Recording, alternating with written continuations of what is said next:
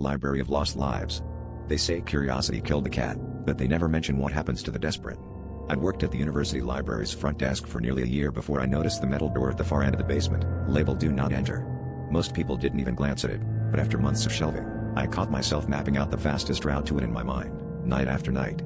Everyone talks about the eerie feeling of being watched in that building, but I always felt like the watcher, and the watched, were the same person. It wasn't until I heard my own name whispered from behind the door that my obsession became unbearable. One rainy evening, the library was empty and my nerves were raw. Armed with nothing but a stolen key and a flashlight, I crept down the stairwell, every step echoing off the stone walls. Inside, the room was colder than the hallway, and the air tasted of mold and iron. There were rows upon rows of books, hundreds, maybe thousands, all with cracked leather spines. I reached for the nearest one, and my heart stuttered when I saw my name embossed on the cover in gold.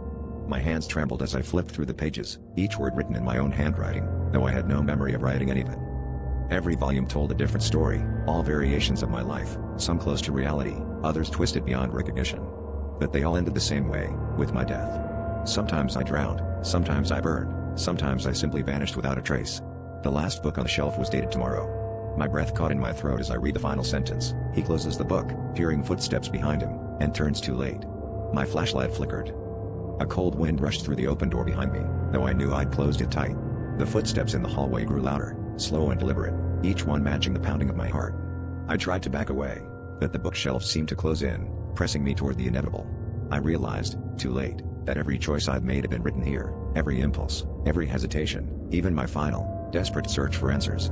As the shadow crossed the threshold, the only thing I could hear was the sound of a book slamming shut.